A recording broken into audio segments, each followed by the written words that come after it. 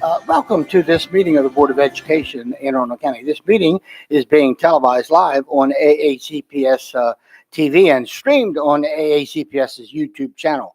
General information and protocols for the meeting are posted on the sign by the doorway as you enter the room, so please make sure you read those if you have not already done so. At this time, we will have our invocation. O God, we pray to administer that which is just in all educational policies. Being ever mindful of your guidance, stir us to action with love, wisdom, and understanding. And now for the Pledge of Allegiance.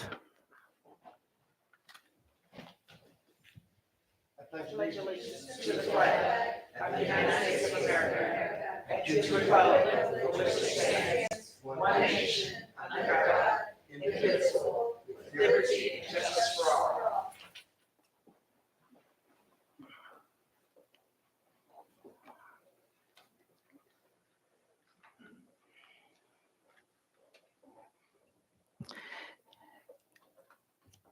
And now moving on to item 2.03, the approval of the minutes. Do I hear a motion? Move to approve. Second. We have a motion and a second. Any discussion? Consensus? I see we have consensus. So item 2.04, establishing the agenda order. We have a motion. Move to approve as written. Second. Consensus? And we do have consensus, so thank you. Item 2.05, Student Equity and Action Spotlight.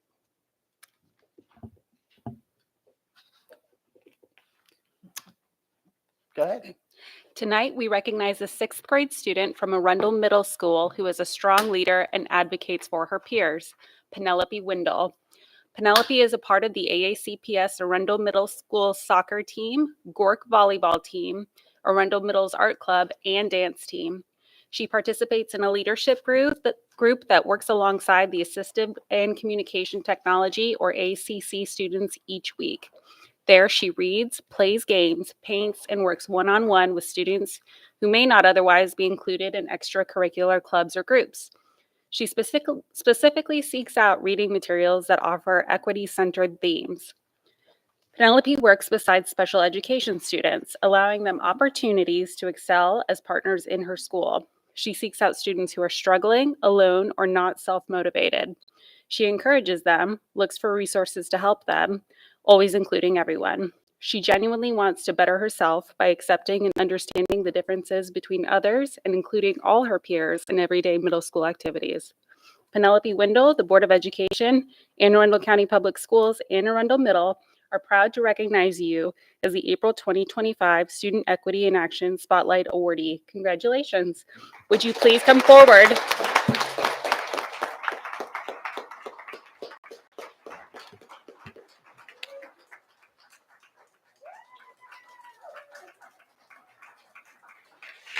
See, we got the memo on the Arundel Green. Who do you have here with you tonight? I have Miss Heck, my mom, and 2 friends and some other teachers. Is there a principal back there? Yes. I'm going to hold this. I'm going to take a photo. And then I think we can open this up too.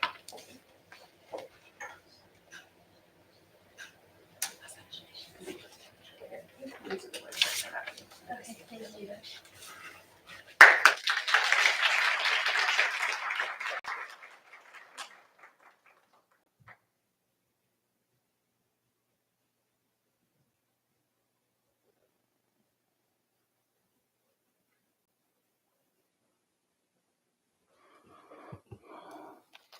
Okay, we're moving on to item 2.06, recognitions. Mr. Silkworth, we're waiting for one more student for our recognition, so we would like to move on to reports, please. Oh, okay.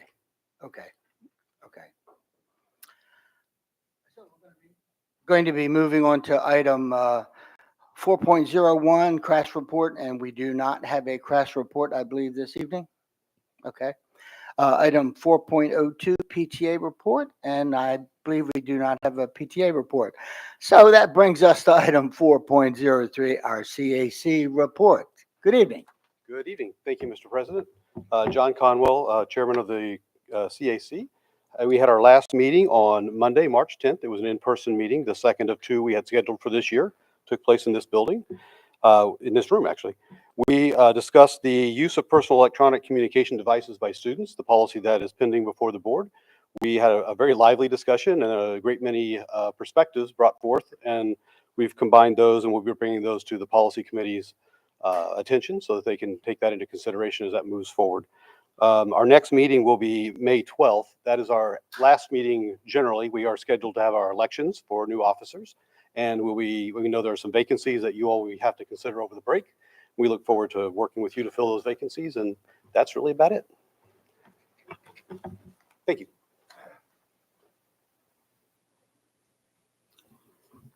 Okay, thank you. We're now moving on to item 4.05. That's our president's report. So I do have some things for everyone this evening. Mr. President, we have the Budget Committee report prior to that. Oh, I'm sorry. I'm sorry. So Dr. Tobin, the budget report. Thank you. The Budget Committee met yesterday and received a substantial update from Mr. Stansky and staff on where we are following the legislative session. We will hear more, I believe, tonight from Ms. Wilson, and a number of things at the state and federal level that are potentially and currently impacting the schools. I believe we will be hearing publicly a further update following the hoped for approval by the county council in June of the budget. But at the current moment, I just want to extend thanks, which were expressed by all committee members at the budget committee meeting yesterday. Our great thanks to Mr. Stansky and the entire financial staff for the incredible work of getting us through a very complex legislative session with a huge number of constantly moving parts with regard to what the state budget and other parts of our budget will look like. Our next budget meeting is on June 16th. Thank you. Thank you, Dr. Tobin. So now we can get to item 4.05, our president's report. And I do have several things. First of all, on Thursday, April the 3rd through Sunday, April the 6th, I had the honor and the privilege to attend the NSBA conference in Atlanta with Ms. Dent, Ms. Hadwami, Ms. McFarland, and Mr. Dickerson was also there with us. The conference provided us with many opportunities to network with fellow board members across the nation and to have some very interesting conversations about subjects that we all face, such as AI and the impact it will have on our students.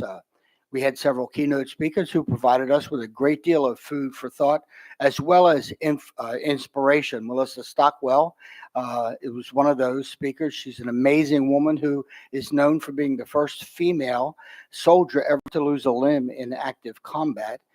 She was awarded the Bronze Star, the Purple Heart, and following her accident, sports became her road to recovery. In 2008, she became the first Iraqi veteran to qualify for the Beijing Paralympics. What was astounding about her was her message. Her message about the power of choice was truly inspiring. All of our students have a story to tell, and they have many more chapters to write in their book of life. We must empower them to be ready to make choices for themselves, their families, and their country, just as Melissa Stockwell has done. We must instill in them the importance of dedicating themselves to something that matters. Failure is not an option. It is just one roadblock to go around. Once again, this was an amazing conference. I would like to take this opportunity to thank my colleagues, my guides, my travel companions for all of your help and support. Miss Dent, you made it so much easier as our unofficial or maybe official travel guide. Uh, by the way, Miss Denton, I believe, is from Atlanta. And so, and what an airport. 2 million people go through there every single day. And you actually have to get, when you get off the plane, you have to get on a train to get your luggage. That's not what happens here, but in any event. Once again, I thank all of my colleagues that attended. On Wednesday, the 9th of April, the second community redistricting meeting was held here in the boardroom. There were so many people who signed up, and we had to rely once again on the lottery system to choose our 30 speakers. The room was packed, and we had the opportunity to hear from many constituents, and we continue to be good listeners. There is another meeting that's scheduled pretty soon, April 29th at Annapolis Middle. On Tuesday, the 22nd, you just heard from Dr. Tobin. The Budget Committee met virtually. You've heard a report. I also would like to thank Matt Stansky and the entire staff for a fantastic presentation. We're in good shape. I would like to mention also, last week, even though it was spring break, I did have the opportunity to announce lacrosse at North County High School, and I'm looking forward to announcing Thursday evening at North County will be their senior night. And last evening, we had a workshop. It was held here in the boardroom. We did hear an update on the school system's implementation of the Amplified Core Knowledge Language Arts CKLA program. The comprehensive elementary literacy curriculum put in place this year for students in kindergarten through fifth grade. It was another fantastic presentation, which led to many questions from my colleagues on the board. I would like to repeat what I said last night about how proud we are to have Dr. Bedell and his great staff for all of the great things that they are doing to help our students belong, grow, read, and succeed. And I also want to make sure everybody knows that I do have some of my classwork because it was hands-on. And so I did bring one of my manipulatives, and we all had that. Thank you, Ms. Catalana, for that. It was really fantastic last night. On Friday morning, some of us will be attending the tour of the Real-Time Information Center at the Anne Arundel County Police Department. And finally, on Friday evening, we look forward to attending the Excellence in Education Gala at Live Casino, where we will find out who has been selected as our AACPS Teacher of the Year. And we are all very excited about that. I saw someone pointing over there. Okay, now there's something that I've done for the past couple months, and I'm going to repeat it because it's worth repeating, and it has to do with redistricting. So the board understands that many people have questions and are concerns regarding the Phase 2 redistricting process. We are still at the beginning of a collaborative process, and in support of that collaboration, a private consultant, WXY, was hired to put together scenarios. Those 3 scenarios are just that. They are not proposals. They are not recommendation. There are not any other. We don't have any proposals in front of us. We have these scenarios. The superintendent can amend the scenarios based on community feedback or other factors. In fact, that did occur in Phase 1. Until the superintendent makes a recommendation, that will be in July, the board will not be directly involved in any planning related to redistricting. At this early juncture, the redistricting process is being led by the superintendent and his staff with the consultant and the public's input. I encourage you to utilize the web tool that was created for you and your fellow community members to provide your input to the superintendent so that he can, in fact, formulate a recommendation or recommendations to this board. Please go to www.aacpsredistricting.org to view the 3 scenarios and leave your comment by, I believe it's May 15th now, I believe. The board will select an option or options to bring forward for a public briefing and public hearings, which will be scheduled in September and October of 2025. Complete information about the entire redistricting process can be found at www.aacps.org/phase2redistricting. Thank you so much. That does conclude the president's report. So we're going to be moving on to item 4.06, our superintendent's report. Dr. Bedell. Thank you, Mr. President. I have a couple of slide decks to share with everyone. I want to welcome everybody back from spring break. I know it was a late one this year, but the good news is we're about 37 days away from ending the school year. And for our seniors, you have a few weeks before you are getting ready to graduate and to move on with your post-secondary endeavors. So I have a couple of items here that I wanted to cover. And Penelope, congratulations. I will actually attend the soccer games tomorrow. I'll be out there watching you and the male students compete tomorrow over at Arundel Middle. So I want to wish you good luck in advance in that game tomorrow.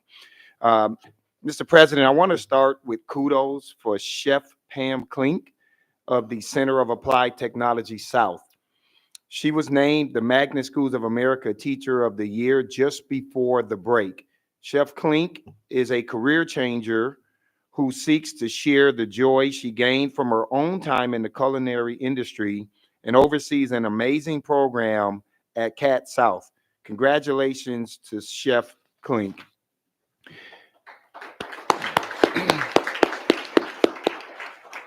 All right, so this was one that we just added a few minutes ago. Today, I had the great opportunity to go to the Taste of Excellence event at Crofton High School to observe, or actually I got there too late. They had already sampled new menu items for our schools. This event was put on by our Division of Food and Nutrition Services, and we had students, representatives from across the county today. They had an opportunity to try probably 6 different options of foods, middle schoolers and high schoolers. Two things where I received significant amount of complaints from students on when I first got here. One was from middle school students saying, how come we don't have sports? Heard that loud and clear, and it took us a couple of years, but we got that up and running. The other one was, we need better food. Well, guess what? They said we need better food when I worked in Houston ISD. They said it when we worked in Kansas City. I don't know that we can figure out this food with all of the federal regulations on how you season it. If we were able to season this food with some Frank's hot sauce and some things like that, we probably wouldn't be having these complaints. But our goal is to make sure that we try to provide healthy options for our students so that they can function and thrive academically throughout the school day. And the one thing that came out from today, as I was talking to students, Tika masala. I don't have the menu in front of me and I can't read this, but apparently that was a hit. I know, Michelle, you were there today. I was told. And then there was another item, chicken enchiladas or something. I heard that was really good. So we will wait to get feedback from all of our students. They all were able to give input. Some of those items we will probably go ahead and start adding on to conclude this school year so we can pilot. But I'm hoping to do more of these types of things where we give students voice in what is served. And I know that has also been a focus, not only of our current student board member, but the previous one had a lot of concerns about food services. And so I do want to thank Ms. Jody Reese for taking some action to really give students voice. And hopefully we will be able to bring better tasting food to you all over the next couple of years. Next, as you've heard from Mr. Silkworth, I would like to remind everyone that the last of 3 community meetings on phase 2 of the redistricting process will be held at 6 p.m. on Tuesday, April 29th at Annapolis Middle School. There have been lots of valuable comments and input from the first 2 meetings. I appreciate that board members have attended so many of these meetings, and thank you all for doing your part, even though I have not put out a recommendation. We know the hard work will begin after I put out that initial recommendation sometime in June, I believe, right? Okay, July. All right, I'm trying to speed this up. I want to get through redistricting. All right, there's an opportunity for up to 30 people to comment at the April 29th meeting. Those wishing to comment can sign up at www.aacps.org/phase 2 redistricting. All of that will be available online. Public comments on the scenarios that have been published can be left at the www.aacpsredistricting.org site through May 15th. One other reminder, and that's for everyone to provide input for our long-range facilities plan, which is now underway. The plan will shape school construction in our county over the next decade. Those of you who live in the Old Mill cluster, it's now Severn Run, we still have Old Mill. You can see what that plan has done for that cluster. So we want everybody to be able to provide input and give us feedback. I can't just make these arbitrary decisions on what is going to get done. But if you give us the feedback and the input, we can use that data, triangulate it, and put forth a course of action to make sure that some of our facilities get the deserved treatment that they deserve. And I've seen a number of them, in particular middle schools. So, but we need your input, everybody. We need your input. So please provide that in there, provide that for us. You can go to www.aacps.org, facilities plan right here located on the site to see more details and leave your comments by June 1st. Lastly, we just want to continue to provide transparency. Here's where we are with our current staffing vacancies. As you all know, we take off teachers and teacher assistants because we're in the middle of recruitment season for teachers. That will be repopulated sometime in July once we get started with the new school year. Bus drivers, we have 4 that we have vacancies. We have 0 vehicle drivers. Food service workers, just been a difficult thing. At one point, we were at 118 in vacancies there. So we've made some progress, but still have a lot of work to do. And you can see custodians and crossing guards and school nurses. Mr. President, that concludes the superintendent's report. Thank you, Dr. Bedell. Okay, we're going to be moving on to item 5.01. We have a presentation, our 2025 Maryland General Assembly session summary. Ms. Wilson. Okay, so before we do that, the third student. Okay, so we're going to go back at this point in time to item 2.06, recognitions. Ms. Catalano. Thank you. Good evening, President Silkworth, Vice President Dent, Dr. Bedell, and members of the board. It is an honor and a privilege to be here this evening to recognize Anne Arundel County's National Merit Scholarship finalists for the class of 2025. To become a National Merit Scholarship finalist, students first must be named a semifinalist. For the class of 2025 in the state of Maryland, the National Merit Scholarship semifinalist cutoff is a score of 222, which means you need to have an index score of 222 or higher in order to be considered a semifinalist. Once you qualify as a semifinalist, you must complete a National Merit Scholarship application. This application includes an essay, information about your academic record, your extracurricular activities, honors, and awards, and demonstrated leadership and community contributions. Finalist applications also must maintain an academic excellence record, meaning strong academic coursework throughout their high school career. And then finally, a candidate, their high school principal must fully endorse them as a finalist applicant. And so this year, we proudly have 4 National Merit Scholarship finalists in AACPS, and 3 of them are able to be with us tonight to be recognized by Dr. Bedell and Mr. Silkworth. So to our finalists, will you please come forward and meet Dr. Bedell and Mr. Silkworth at the dais when you hear your name called. We're going to start with Daniel Garrett from Arundel High School.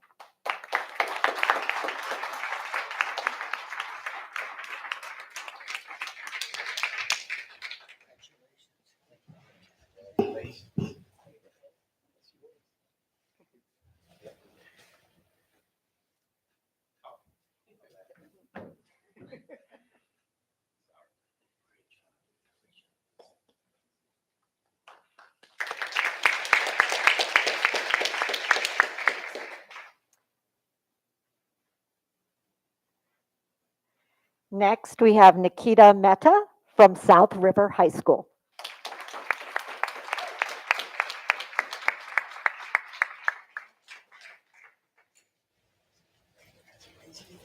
Congratulations, great job.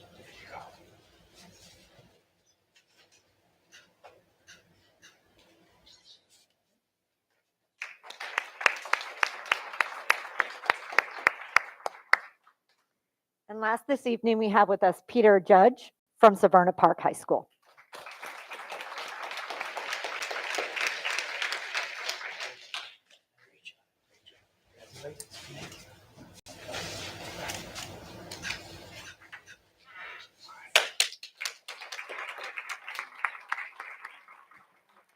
And Abby Heath from Severna Park High School was unable to be with us this evening, but we of course congratulate her as well.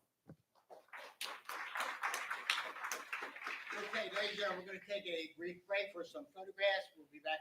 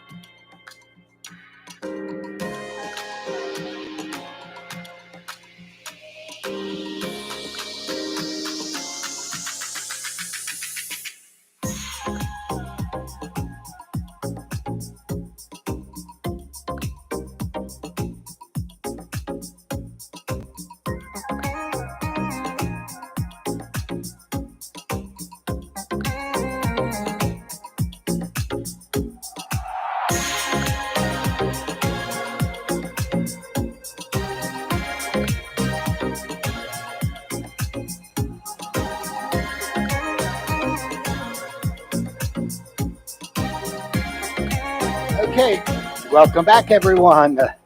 We're now moving on to item 5.01, our 2025 Maryland General Assembly session summary. Ms. Wilson, good evening. Good evening, President Silkworth, Vice President Dent, members of the board, and Dr. Bedell. I'm Grace Wilson, Senior Legislative and Policy Specialist for the district, and I'm before you this evening to provide an overview of the 2025 Maryland General Assembly legislative session. The 447th session of the Maryland General Assembly concluded at midnight on Monday, April 7th, as anticipated. This year, my office tracked 300 bills that had to do with public education law in the state of Maryland, the Board of Education, or Anne Arundel County Public Schools. That is a decrease of over 140 bills from the 2024 legislative session, and that very much reflects the Maryland General Assembly's focus this year on the substantial budget deficit, on addressing energy policy, and on revising the blueprint for Maryland's future. Ultimately, the General Assembly passed 76 bills that have an impact to the board, AACPS, or public education. And all of those bills are summarized in the end of session memo that was provided to you and is now publicly available. This evening, I will highlight 4 pieces of legislation that were passed by the Maryland General Assembly that either substantially change education law in the state or have a direct impact to Anne Arundel County Public Schools. However, I will note that at this time, the legislative process is ongoing. The Maryland General Assembly has sent their past legislation to the governor. The governor has until May 27th to act on that legislation. He can either veto the legislation, sign it into law, or allow it to become law without his signature. So there is still a very slight chance that legislation passed by the General Assembly may not become law if vetoed by the governor. I'll start this evening by discussing House Bill 161, County Boards of Education Curriculum Guides and Courses of Study Discrepancies. This bill is a bill that has been brought by Delegate Vanessa Atterbury over the past 3 years, but I want to call it to your attention because it passed in a significantly different form than it was introduced, as it was amended in the Senate Education, Energy, and Environment Committee without the opportunity for the public to provide input. What this bill now does is it requires each county board of education to establish curriculum guides and courses of study aligned with state standards. If the state superintendent determines that local board's curriculum or courses of study do not align with those state standards, they're required to provide written notice to the local board of education. The local board is then required to meet with the state superintendent and develop a corrective action plan. If after that correction active plan has been developed, the state superintendent determines that those curriculum guides and courses of study are still not in alignment with the state standards, the state superintendent must withhold funding from the local Board of Education until that problem is rectified. So I want to be clear that while on paper, this process currently does exist, the State Department of Education establishes state standards, local boards of education develop curriculums, and the state board does have the authority to withhold funding from local schools. This is codifying this in a new way, in a new process in state law. I'm also pleased to share that after 3 years of advocacy, the Maryland General Assembly has moved favorably to allow the board some flexibility in adopting the annual school calendar. The Maryland General Assembly passed House Bill 226 entitled Anne Arundel County Public Schools School Schedule Options. I'd like to thank Delegate Heather Bagnall and Senator Don Guile for sponsoring the legislation on behalf of the board and AACPS this year, and all of the members of the Anne Arundel County delegation for their tireless advocacy on behalf of this bill. It was a team effort. What this legislation does is it permits the board to adopt a school calendar that does not meet the 180-day requirement in state law if we meet the minimum hours established in the Code of Maryland Regulations and state law. If we adopt a calendar that has a less than 180 days and we allow hourly workers who are negatively impacted by that change an opportunity to make up any missed work, and if we make certain reports to the Maryland General Assembly. I will, however, note that there is a 2-year sunset provision on the bill as passed, and it will expire in 2027 without further legislative action. Another set of local bills I'd like to call to your attention are House Bill 402 and Senate Bill 307, which have to do with the scholarship for the student member of the Board of Education. I'd like to thank Delegate Pruski and Senator Simonaire for moving this legislation on behalf of AACPS and the board. This legislation will increase the scholarship for the student member of the board from $8,000 to $15,000. This aligns compensation for our student member with our adult member compensation in recognition that they do commensurate work with the adult members of the board.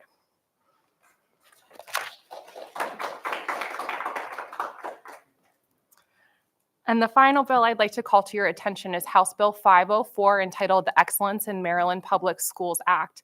As I said, the Maryland General Assembly spent a significant amount of time and energy revising the blueprint for Maryland's future this year, both in response to policy implementation needs that had arisen during the first few years of implementation and to address the state fiscal deficit.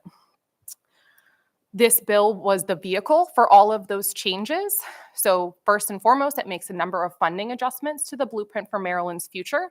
First, it authorizes county governments to increase their property tax to fund their local share of public education, including teacher retirement.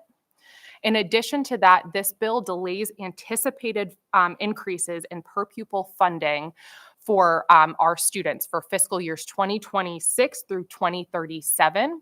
However, I will note that despite that delayed increase of per pupil funding, our special education, our multilingual learners, and our lowest income students are held harmless from that change, and that the foundation decrease is not reflected in those special funding formulas. As it relates to community schools, this bill made 2 changes. First, it grants additional flexibility for boards of education to make expenditures on behalf of community schools at the district level by lowering the threshold with which of the number of schools that a district must have before they can use economies of scale at the district level. And it also revises the definition of wraparound services to include in-school tutoring. As it relates to teacher recruitment and retention, the bill establishes the Academic Excellence Program. The program is set up to provide teacher professional development and mentorship opportunities. And while I will say that the program is established, it is not funded at this point in time. The bill also establishes 2 teacher recruitment and retention efforts: the National Teacher Recruitment Campaign, with the goal of advertising for educators for out of state to come to the state of Maryland, and the Teacher Relocation Incentive Grant, which is to provide grants to educators who are teaching elsewhere to come teach in the same in Maryland and pay for their moving expenses. Last two things this bill does to the blueprint is it extends the career counseling pilot program that's mandated between local boards of education and their local workforce development boards for 2 years through 2028. And it establishes a study to look at special education funding in the state of Maryland, which is not keeping pace with the needs for supporting this population, especially given the unfunded federal mandate that comes down through the IDEA, the Individuals with Disabilities Education Act. So that is a very high level of what happened in downtown Annapolis this session. I will share with you that at this time, state leadership is signaling the need for a special session this fall to potentially account for any changes that might occur at the federal level that cause negative impacts at the state level. Thank you so much for this opportunity to discuss the 2025 legislative session with you. I'd be happy to take any questions you have regarding the bills I discussed this evening or any other legislation considered by the Maryland General Assembly this session. Thank you, Ms. Wilson. Ms. Schallheim. First, I want to say thank you to you and your staff and whomever because we don't know him or her, them, the lobbyists. Procter and Associates. Yes, they've been wonderful partners for their work. And yeah, so that's the first thing I want to say. Secondly, the memo is incredible. So thank you for your work on that as well. And it was also, maybe I didn't pay attention to this particular point in years prior, but at least in terms of District 5 representation on the Maryland General Assembly, and that covers 31, 30 A, B, and C, 33 A, B, and C, and 30A. So many members of our delegation in a bipartisan way sponsored or co-sponsored meaningful legislation that actually passed this year. So that was really cool to see. It wasn't universal to be sure, but I did notice that in this packet, and I think that's worth noting. And lastly, I just, last time I was a little negative about the state we were in at that moment in terms of House Bill 226. I'm thrilled that it passed. We owe that last bit of heavy lift to Senator Giles. I just wanted to shout her out specifically. Really moved mountains and had a lot of interaction with the Senate president and his office and their staff. And so that was really, really amazing to see. I didn't think it had a prayer at that moment during the last meeting. And so it's great to get it over the finish line. Again, I don't really particularly feel like it's innovative, but we really wanted it. And I'm really, really glad that it finally happened for us this year. So thank you.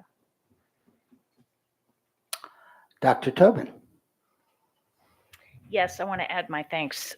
Also, Ms. Wilson, I know, as always, this was a lot of work, and we appreciate your continued efforts, and it is thrilling to see our scheduling bill make it over the hurdle, and hopefully the next steps will occur to finally bring it into law.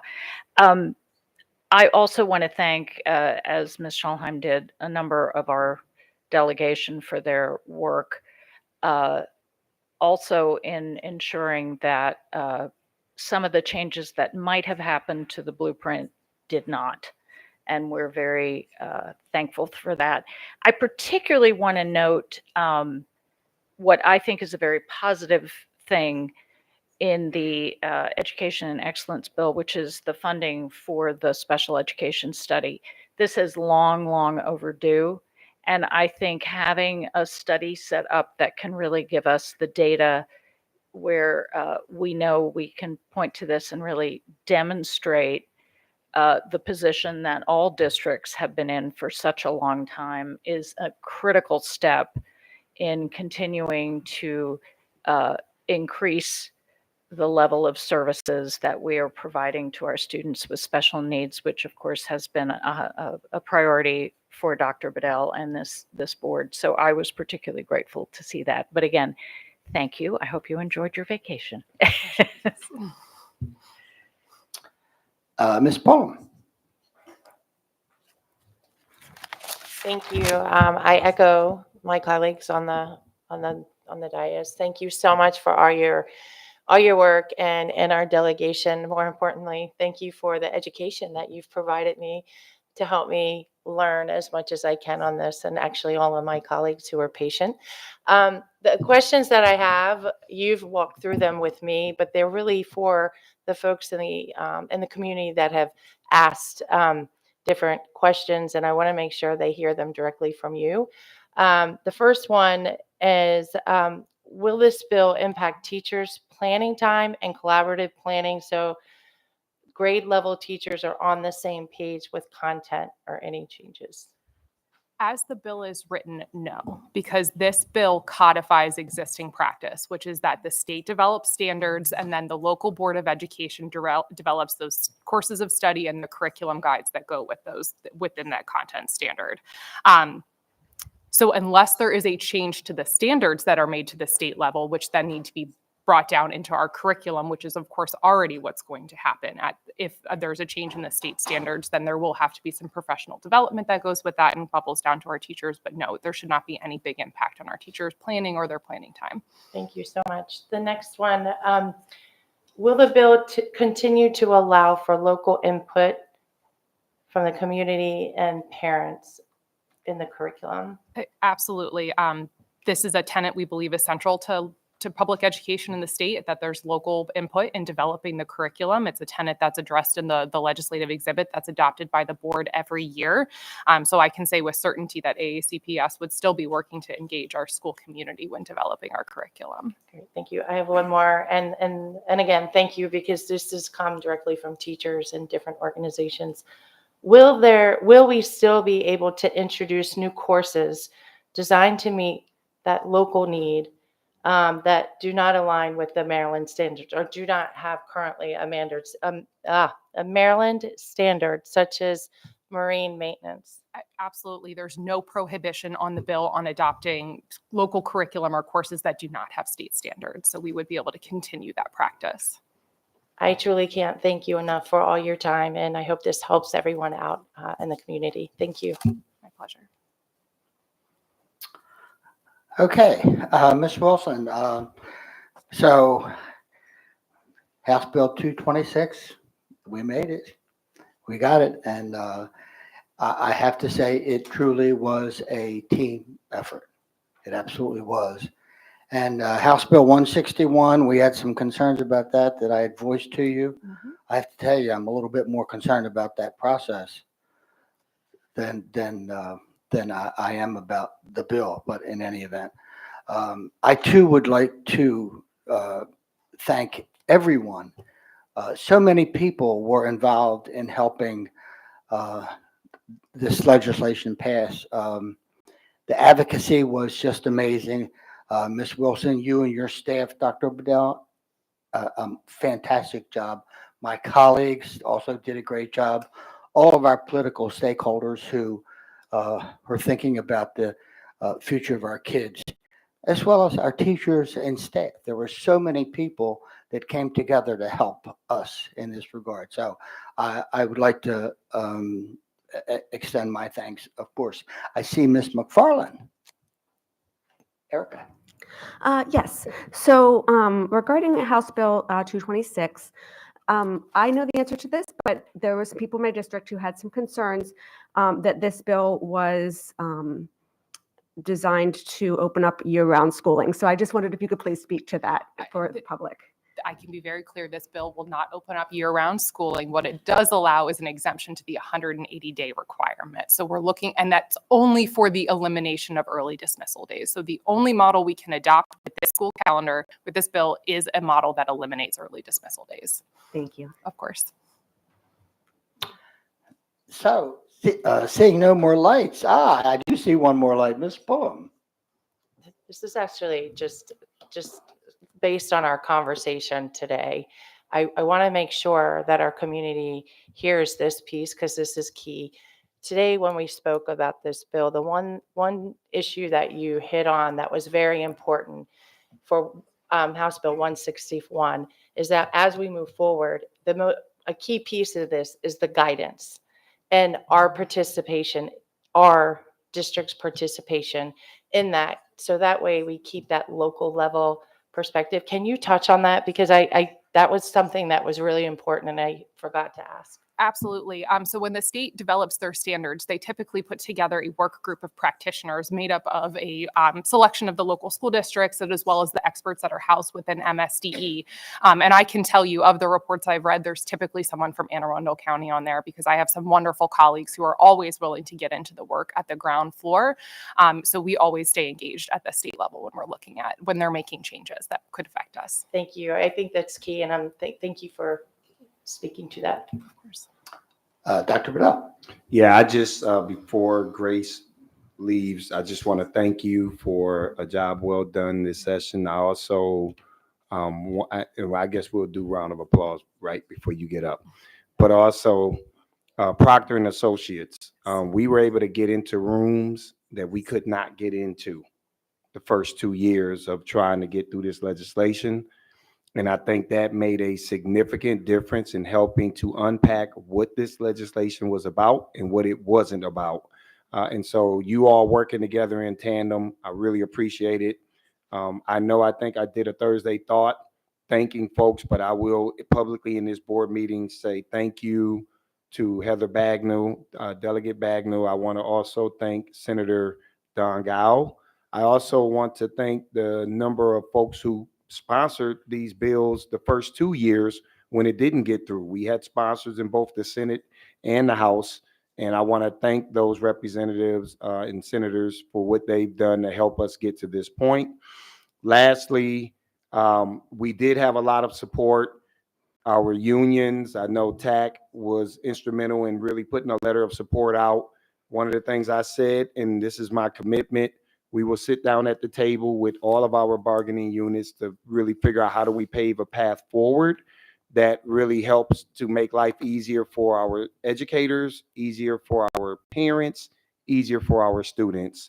That is really the intent of this bill, to make things a little bit easier for everybody so we can all have student success in the end. So again, a job well done to you, Grace.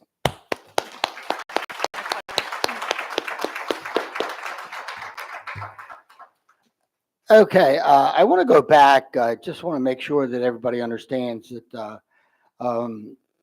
for item 3, public comments on agenda items, we did not have any one, so that's why we did not have that.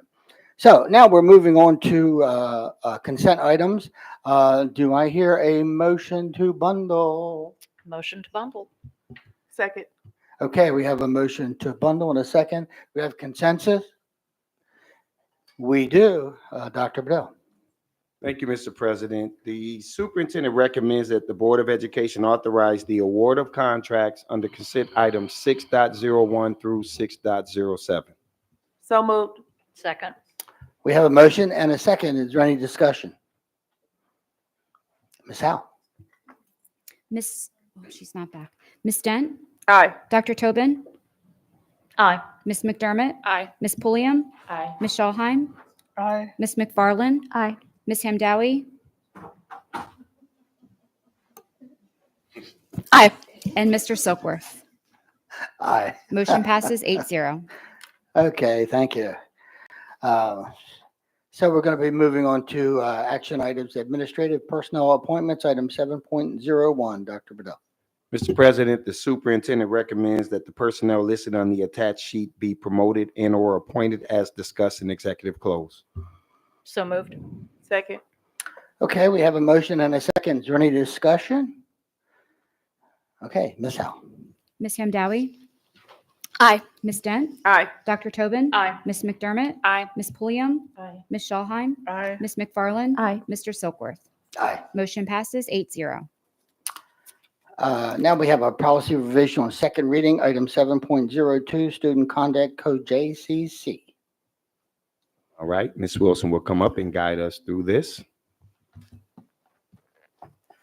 Good evening again, President Silkworth, Vice President Dent, members of the board, and Dr. Bedell. For the record, Grace Wilson, Senior Specialist for Legislation and Policy for the district. Policy JCC, student conduct, is before you on second reading this evening after being posted for a 30-day public comment period. There were no public comments received on this policy. As a friendly reminder, this policy is being updated at the request of staff to address restorative practices in addition to student conduct and student discipline.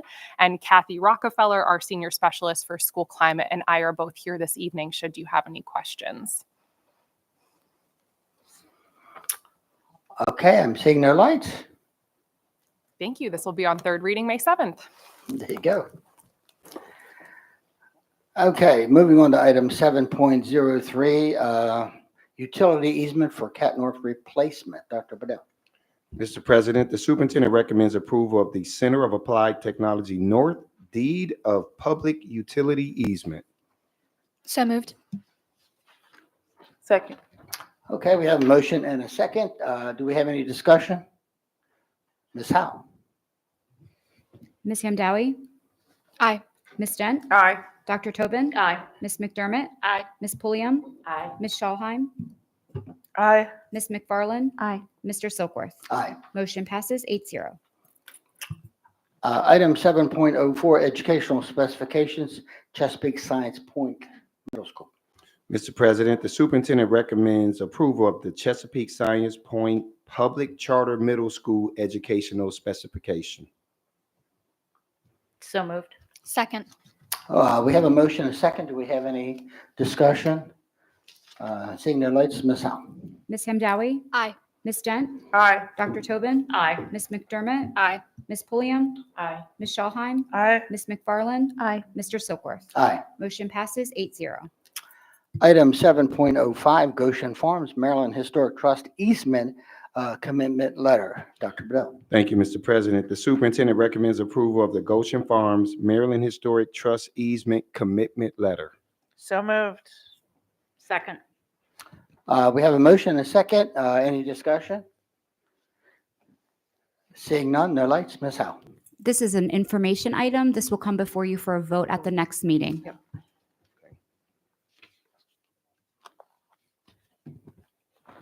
This item is before you for information.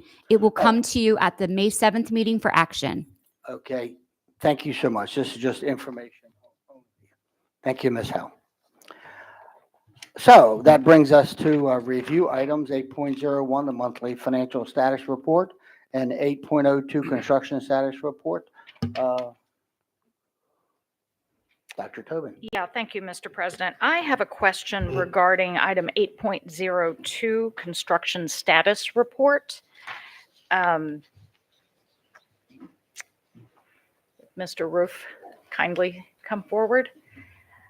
I am looking at the last page of the report where major the subdivisions reviewed January 2025 through March 2025 are listed. And the final categories over to the right show impacted schools and student yield.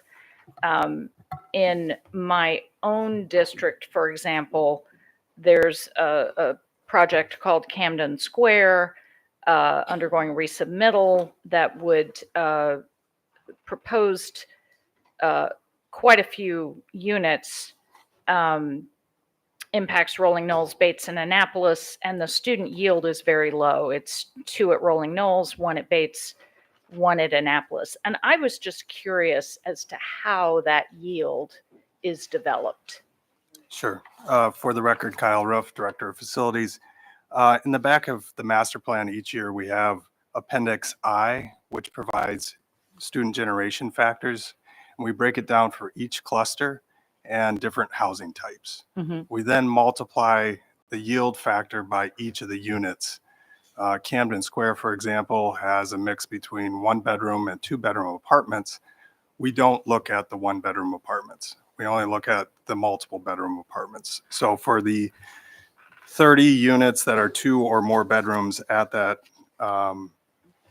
new complex, those are the yields that we anticipate from students. We've seen similar yields in other apartment complexes within that general vicinity of Parole Town Center. Right. I ask this because it's a question I often get from constituents. I guess the one follow-on I would have is housing's expensive. And it's not unheard of that we do have families living in one-bedroom apartments. Now, it depends on where you are. It depends on, is that sort of thing taken into account? In other words, sort of the economic environment that we're in, housing costs and other things? The study that was performed was back in 2018, and that's Okay. what we referenced. It was done by a third-party consultant that developed those generation rates. As previously mentioned, the surrounding apartment complexes in that area, Pearl Town Center, the Marist Building, other ones in that area are actually generating very few students. Right, right. So. Okay. I appreciate it. Thank you very much. That's very helpful. Thank you, Mr. President. Okay. So we're going to be moving on then to public comments on non-agenda items. We do have some in-person testimony and we have one virtual.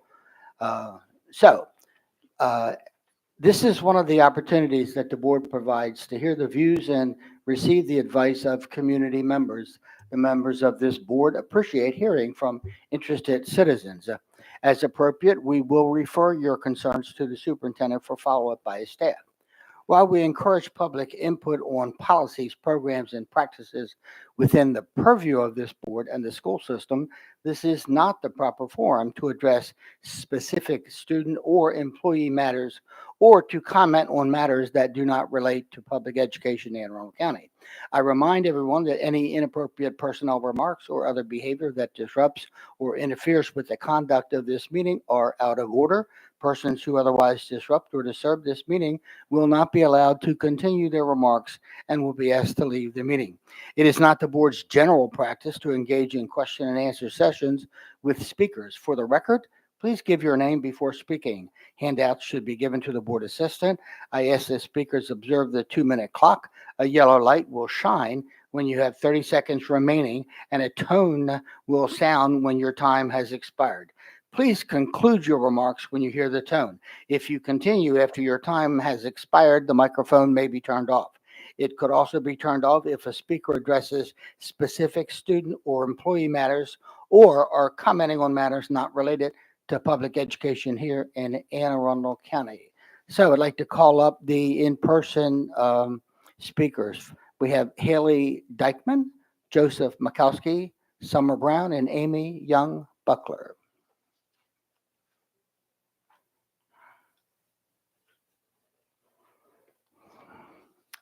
First speaker is Haley Dykeman.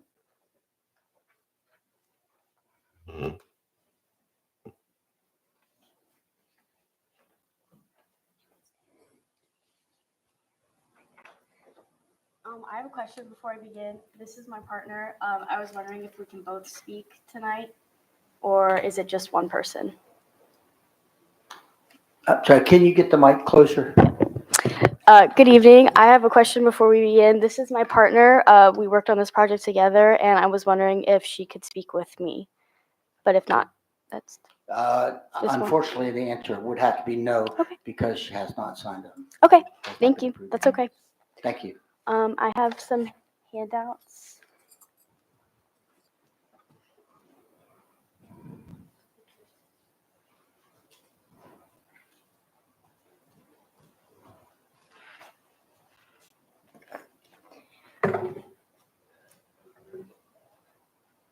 Okay.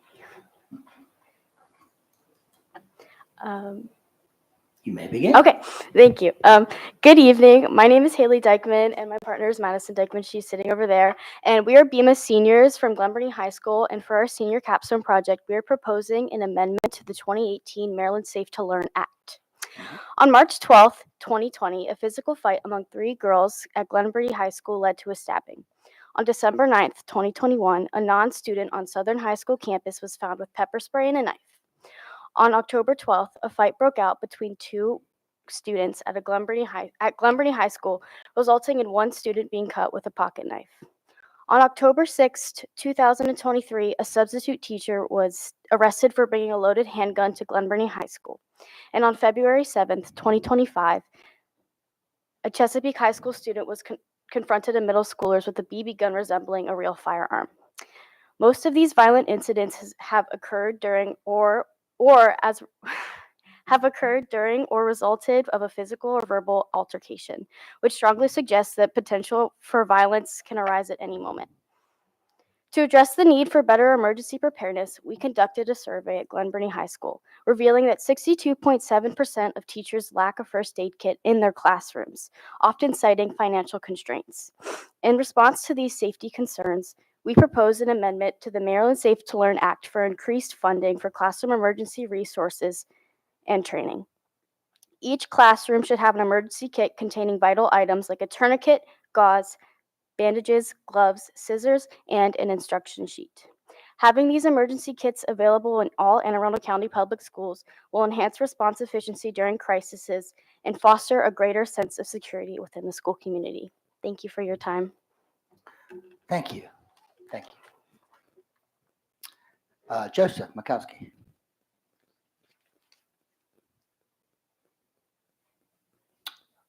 Okay, we'll move on to third speaker, Summer Brown.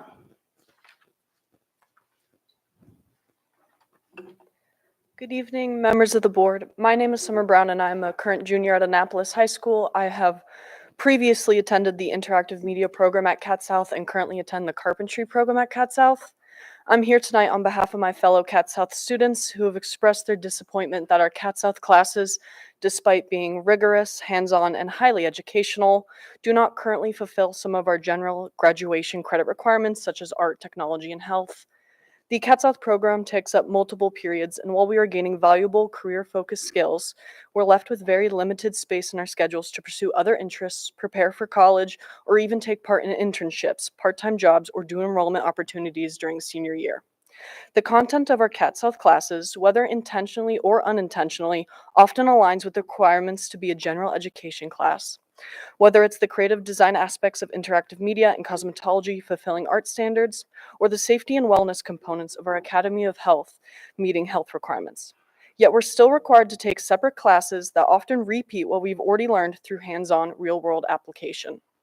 Tonight, I'm respectfully asking that the board take a closer look at how Cat South programs are credited towards graduation requirements, recognizing the value of what we've already learned and allowed us to make the most of our time in high school by giving us the flexibility to pursue our futures with greater freedom and focus. Thank you. Thank you. Amy Young-Buckler. Good evening, President Silkworth, Vice President Dent, Dr. Bell, and members of the board. My name is Amy Young-Buckler, and I'm a National Board Certified Teacher here in Anne Arundel County Public Schools. This is my 27th year.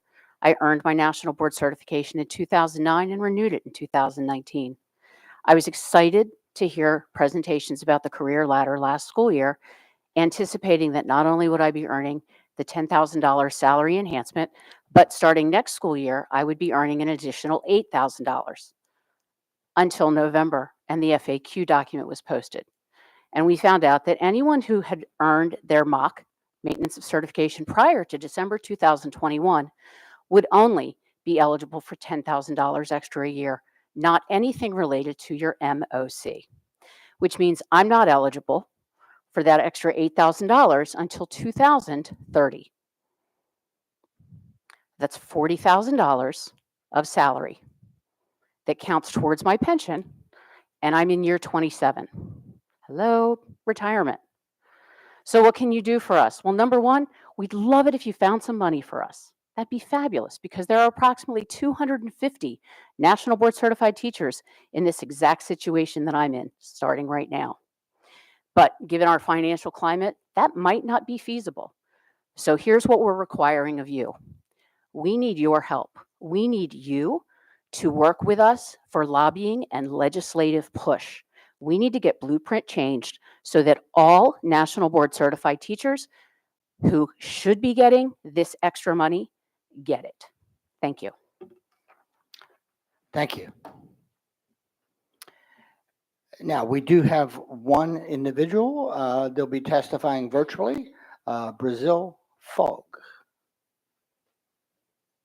Good afternoon. My name is Brazil Fogg, and I'm just here to ask if we could just have shorter school days I feel as if it will help a lot of people out. 7 and 8 hours of school, it's a lot. And, some people like me, I play sports and we still have to get home, we have to eat, and we still have to do schoolwork. And sometimes it's just a lot to balance. And I feel as if the school days are shorter, it will really, really help out. I hope there's not too much to ask because, high school, especially when you're taking rigorous courses and honors and AP, they give you huge workloads. And, when you're tired and you're trying to do work, it's hard. You can't really concentrate. I always do my best in school. I maintain a very great GPA, 3.9, 4.0. But it's a little hard, when school is so long. And when we have those shortened days of school, like I feel like I just like the 2 hour early dismissal or, whatever, I feel better because it's like, okay, the school day is short. I can get done my work, even if it's a lot, I can still go home. I have extra time to do the work. Then, have free time. And then it's like, I still have so many more hours to go outside or whatever it is. But that all I'm asking is if you guys could please just, shorten the school days. I mean, the school hours a little bit. That's all. Thank you. Thank you. So that does conclude our testimony on or public comments on non-agenda items. Before I entertain a motion to adjourn, just a few announcements. Our Policy Committee will be meeting on Tuesday, May the 6th at 3 p.m. virtual meeting. The next general board meeting will be here at the board Wednesday, May 7th. That's a 12 p.m. meeting here in the boardroom. And we'd like to remind everyone also about Friday evening at Live, we will find out the Teacher of the Year in Anne Arundel County. So do I hear a motion? Motion to adjourn. Do I hear a second? Thank you. Good night, everybody.